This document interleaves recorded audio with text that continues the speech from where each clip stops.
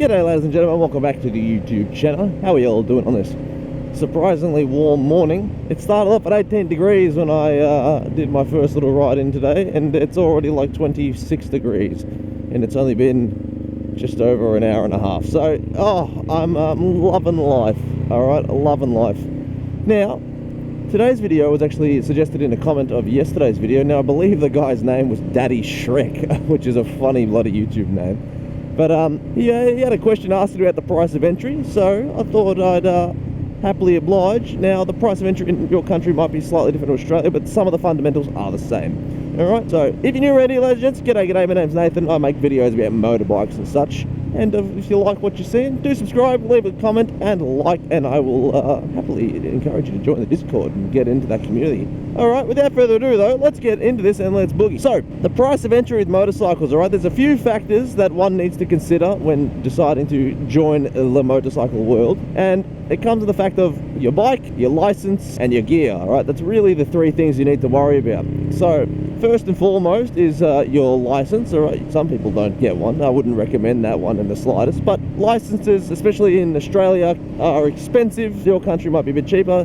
The way it worked in Australia, I think the philosophy was if we make it more expensive, less bikers will, you know, become bikers, and therefore less accidents will happen, which I think is a stupid way to handle the situation, but that's the way. So, if you're in Australia, Victoria specifically, and you're looking to get your L's, okay, it's not the cheapest thing in the world. So you can do, there's two kinds. I think it depends if you book it on your weekdays or your weekends. It's $530 to $560 just for your initial learner test, which is a 2-day thing. You got to make sure you read your learner book, and then you get your theory tests and your tests on the little court, and then your road tests, of course. That's your 2-day learner course, all right? Now, that doesn't give you a license. That's just to do your learners. And that also comes with a lovely thing called the admin fee, which is like another $50 almost, which I find stupid. If you're paying nearly $600 for something, all that stuff should be, you know, included in the bloody thing. But no, that would be smart. So that's your first thing, okay? That lets you ride a bike, and that gives you 3 months at the minimum, or 15 months at the latest for your learner section. If you go over 15 months, you need to redo your test if you haven't got your license by then. Alright? Now you've got your learners. Man, the amount of bugs that keep spatting into my visor today is giving me the absolute...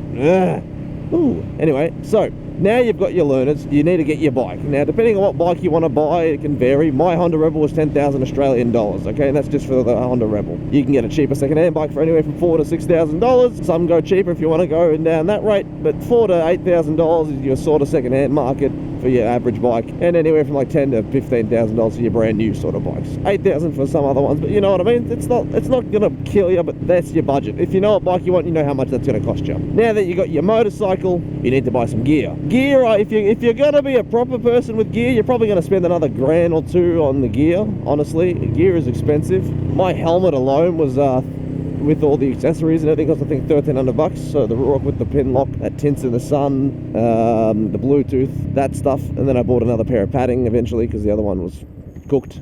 I tell you what, it's not cheap. So my helmet cost as much as some people's gear. Now look, if you're going for the MotoGP replica gear, then you can spend like $2-3 grand on a helmet, or maybe more. So maybe don't do that for your first helmet, I'll give you that much. So you might spend $150, you might spend $400, $500 on a helmet. You want to buy some gloves, that's another $100 or so, $150, $200. Then you got to buy your summer and winter gloves. There's another pair, $150, $200 gloves. So you got 2 pairs of gloves now. Your jacket, if you want to buy one kind of jacket, might cost $400, $500, $600. You want to buy a leather jacket, $600 at the minimum usually. Kevlar pants, another $100, $200. Boots, $150, $200, $300. So I tell you what, dude, gear adds up hella fast. And if you want to start getting the fancy gear, well, then you're going to be spending $2-3 grand on gear, okay? So just be aware that motorcycle gear is just as expensive. Why am I in 6th gear?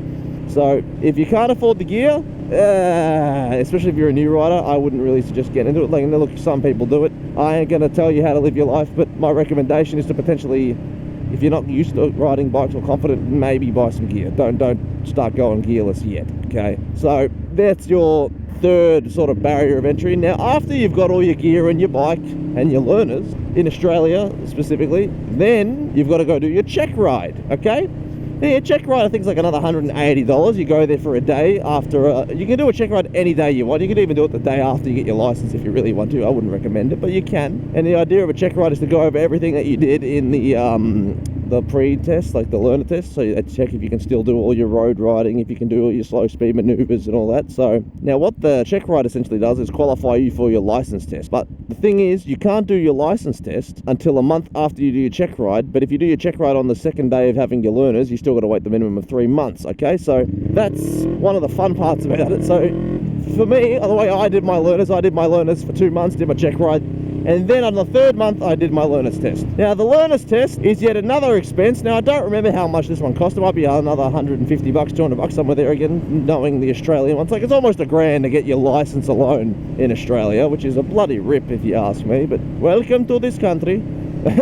So now you've got your bike, you've got your learners, you've done your test, your check ride, you've got your gear, and only now have you decided to go for your license. Guess what, ladies and gentlemen? Now you've got everything you needed. So look, getting into motorcycling isn't cheap, especially in Victoria. So that's one thing I think is really annoying about the motorcycling culture here. It's a pain in the ass, but it's not complicated if you got money. Like most things in life, it just gets dealt with. Now obviously the cost of owning the bike isn't so bad. So, like, my insurance is only like $80 a month for the full coverage. Petrol's like $10 every time I fill it up, $10 to $15 Australian. This car scared me for a second. I'm glad he checks his mirrors. It's not a common occurrence in this place. So there's that. Just remember, when you're getting into the bikes, there's more costs than just the 1 or 2 things. Though, right? There's a lot more sub costs. Like I said, gear, insurance, petrol, tires. You have to change your tires a lot more. Tires for motorcycles are like $300 to $600 each. Okay. Not for both of them. They're quite expensive compared to car tires, which is annoying, and it shouldn't be, but of course you need them, so they're going to make you pay for them. Fucking bugs! Oh, I've got like 2 massive bugs on my visor today. It's getting really annoying, especially when I'm only going like 50, 60 Ks. I shouldn't be getting this many bugs on my visor. Ugh.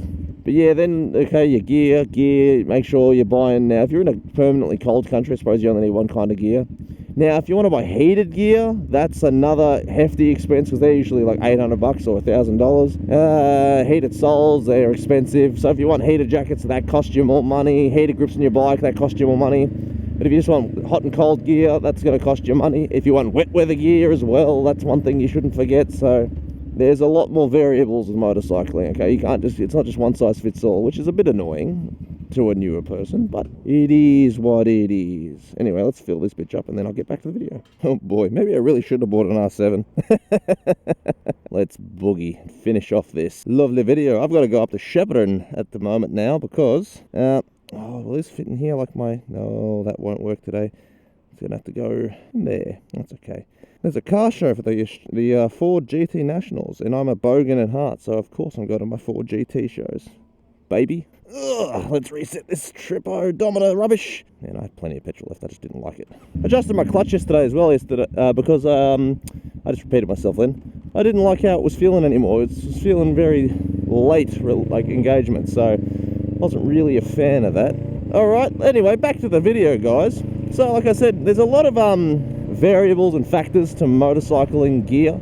I believe I was talking about, let's see, there's wet weather, there's dry weather, there's hot weather, there's cold weather, and I'm sure if you're riding in the snow, there's a good mix of wet and cold weather. And if your weather changes drastically and you're planning on riding in a lot and different kinds of variable weather, prepare your bank account to be drained very, very fast. If you're only looking to be on a sunny day rider, you only need to buy one kind of jacket, and that's a leather jacket.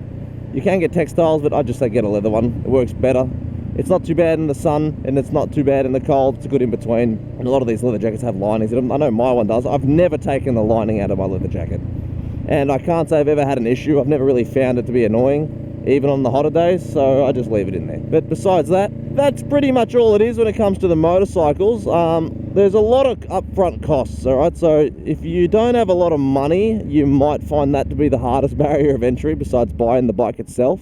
And it's a shame that it is that way, especially in Australia, because, mate, they just keep making things cost more money here. And I know it's like that everywhere, but I really swear like the Australian government is trying to screw us at every potential chance they can in terms of costing things. So, and I think they're trying to make it more expensive again unless that didn't come through. So, Such is life. Death and taxes, ladies and gentlemen, death and taxes. And, you know, they always say those are the two unavoidable things, but I'll tell you there's a third one there, these annoying politicians. You can't escape them either, unless you were born in the wilderness and you live there for the whole life. But if you don't, well, I'm sorry to tell you this, but death, taxes, and useless politicians. But let's not get political now. But ladies and gentlemen, that is all I have time for. I do hope you've enjoyed the video today. So, if you found something new or interesting, or you just get annoyed about it, I get it, let me know. But otherwise, take it easy, keep it cheesy, ride safe, and if you do plan on getting into the riding, enjoy yourself. And, you know, I love you and leave you. Peace, bye!